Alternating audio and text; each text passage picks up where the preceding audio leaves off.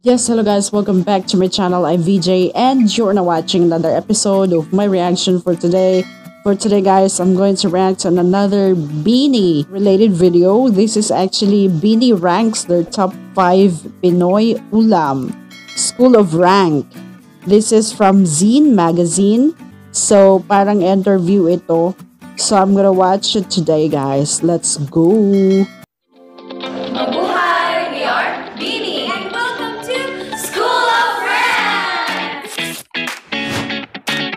School of Rank with Beanie. Okay.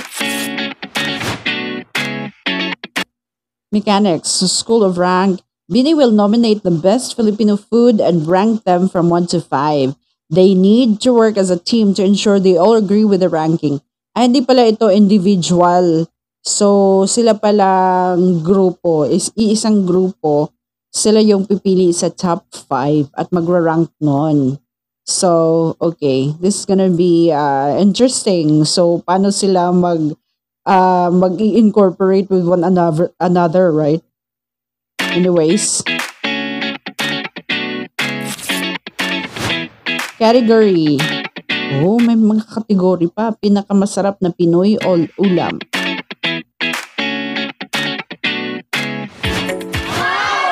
Okay. With respect. Naaliw lang ako kasi kakapanood ko lang ng Kalokalike sa Showtime. At may 4 doon na Beanie. Kalokalike ng Beanie. So si Beanie Maloy, si Beanie Sheena, si Beanie Joanna at si Beanie Gwen. So nanalo si Beanie Joanna ng Kalokalikeable ba yun? Ano yung award na yun? So special award siya. So nakakatuwa lang, no? At semi-finalist itong si Beanie Maloy. Galing. Ito parang nag-brainstorming na sila kung ano yung pinakamasarap na ulam. Maloy! Sinigang! Okay. Respectfully. Pinabret! Tinola! Oh. Pritong tilapia! Oh. Chip fried rice! Paano naging ulam yun? Bulalo! Ayun. Sarap nun. Oh, ang dami na nila. Ang dami na nilang lista dito. Wait, tingnan natin yung listahan. Okay. May sinigang, tinola, kare-kare, adobo, pritong tilapia, nilaga, bulaler, pinakbit, tortang eggplant. Bicol Express! Oh. Sisig! Oh, hindi nyo sinama yung sisig. Todo order kayo ng sisig. Sisig pala favorite. Okay na yan. Okay. Thanks. Oh. Meron pala silang timer. Okay. Sinigang. Tinola, kare 2 times, adobo, pritong tilapia, nilaga, bulalor, pinakbet, tortang eggplant, Bicol Express, pritong bangus, and CCG. Okay. Top Pinoy ulam. Shortlist. Ang dami. First round. Class Secretary Stacy. The secretary will decide the initial top 5 of the round. Ooh.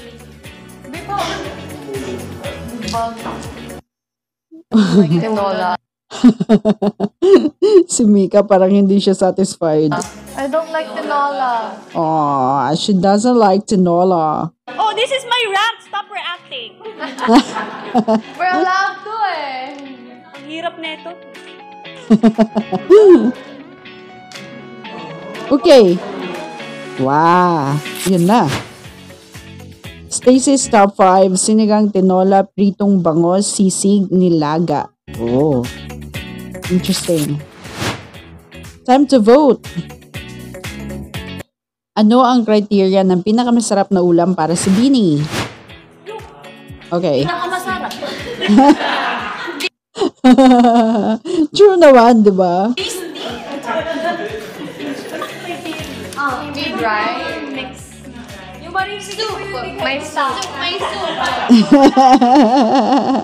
Kung nakadigay si Staku. Ikaw, ibig sabihin, masarap yung ulam. Pag may Ooh. According to Bini, pinakamasarap na Pinoy ulam, top 5. Oh. Para sa kanila, number 5, nilaga. Should it be higher? Si Aya. Ano yung nilaga? Kasi in Bisaya, wala kaming nilaga. Hindi nilaga yung tawag sa amin dyan. So, iba siya sa tinola siguro, pero parang ando dun na yun. Soup siya, di ba? Ah, nilaga is boiled. Di ba? If I'm not mistaken, boiled yan. So, pagpasensyahan nyo na yung mga Bisaya, of course. I'm a Bisaya, so hindi ko masyadong alam kung anong nilaga. Pero as far as my knowledge is concerned, parang boiled yan eh. Delete or stay? delete. Delete. Delete. I-delete. Paano naman yung sisig at number 4? I think higher. Sakto. Come on. Oh. Put it up. It deserves 4 kasi. For you, Aya, tama. Sakto na. Sakto na. Ah, Sakto lang. Favorite. Number 3, Rico Bangus. Higher. Ooh, Ikaw, Maloy. Ano ba? ang galing. Kasi yung bangos, kung ipiprito siya, mawawala yung mga buto-buto niya, di ba? Pansin nyo yun. Pero kung gawin siyang paksiw or isigang siya, ganon, maraming buto, di ba? Wala naman. Kasi I think, Oo. I'm not a fan of seafood eh. Ah. Inubos mo Ngayon, yung mood ko ngayon. Depende sa mood. Nasa mood ko lang sa mood. Oo. Tama naman yun. Depende talaga sa craving. Kasi, parang hindi mo naman pwedeng, paborito ko yan, pero hindi naman pwedeng araw-arawin mo yan, di ba? Nakainin. Hindi ko mood yung bangus ngayon. Number 2, tinola. Ah. Higher, lower, delete, stay. Babe, ba't may tinola dyan? Why? Depende sa tinola. Anong tinola yon? Kaya lang tingin. Sige na, oh.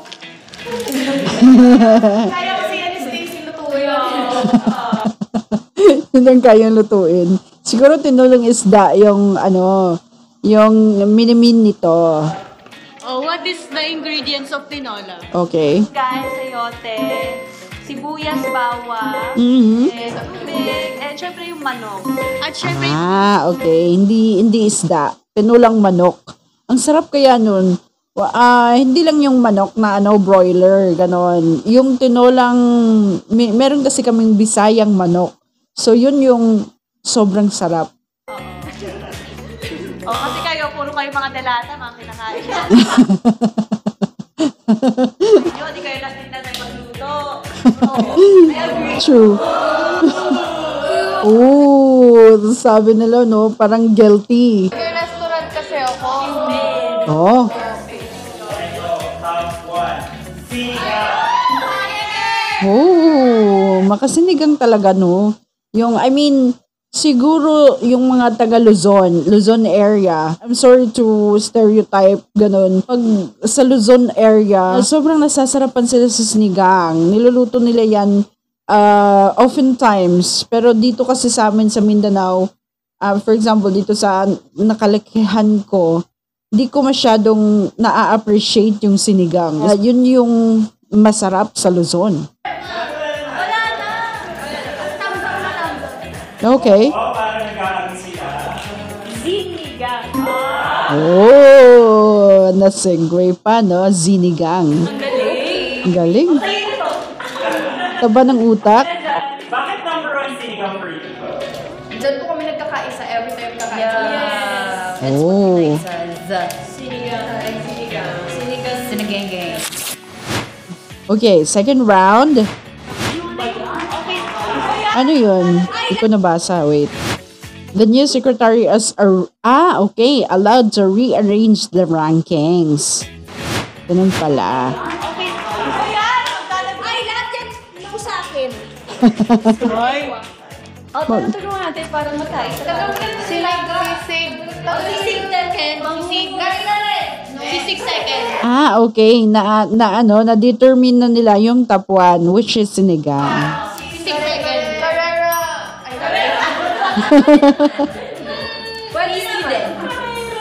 Pritong tilapia. Kare-kare na lang. Third? Yeah, third. Paano kung may allergy sa kayo, ano? kare-kare third. Kare-kare without bagoong na Di ba pwede? Dapat, no? Kare-kare. So, wait lang. Pritong tilapia. Uy, masarap na yan. Hindi kayo yung kare-kare. Masarap yung pritong tilapia, pero siguro gawin siyang sweet and sour. For me. Yung nga, ito lagi natin ulam. Di ba kasi?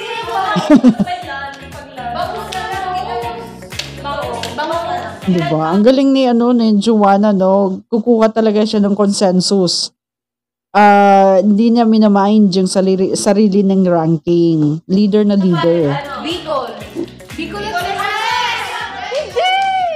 Hindi ako kumakain yun eh. Kasi bawal ako. Dalawa na lang yung 4, tapos isang 5. Bicol Express, bangus. Bakit kaya? Bawal si Mika? Okay ka na? Bicol Express, hindi maanghang for me. Ayan, hindi ba ang Ayun. Ayaw niya na maanghang. In short. For Ay, me, without bagoong. Kusina. kare-kare without bagoong forced ako. Mika! Without tao! Kare-kare without tao.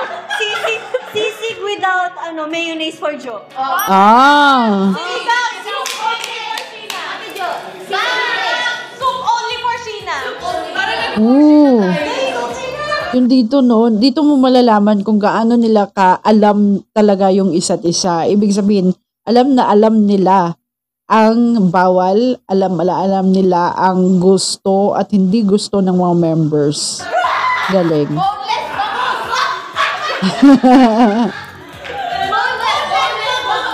Ah.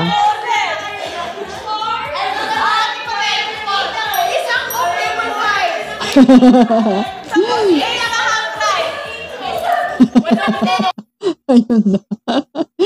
Naging chaotic na.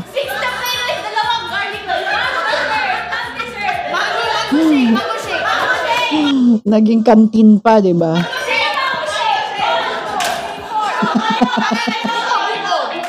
Okay. Pero sili ka naman si chili oil. Ah. Bilangin nyo garlic rice sila. Dalawa. Garlic rice, dalawa. Plain rice. Ah, sige. Complete na po. Repeat order. Sinigang soup only lang po for Sheena. Only lang. Mayonnaise for Joe. Kare-kare without bagoong po dahil allergic si Sako. Bicol Express po. Hindi maanghang for Miss and She. Bangus. Boneless for all. For all. Eat na ko. Dalawang garlic rice. Walang Bicol Express, walang for Bicol. Dalawang gulaman po. Walang bagoong for Bicol Express. Wow. Okay. Wrap up. Final. Ang pinakamasasarap na ulam for Bini, number 5. Bangus na boneless for all. Oh, bangos pero boneless. 'Di ba? Pero anong pagkakaluto? Depende. Bicol Express, hindi Yun talaga, no? May specifications talaga. Number 3. Kare-kare without bagoong. Sisig and Mika. Oh. Number 2. Sisig without mayonnaise for Joe. Oh. Soup. Sheena. Yay! Galing. Mabuhay, we are Bini. Be seen, be seen. Woo, ang galing.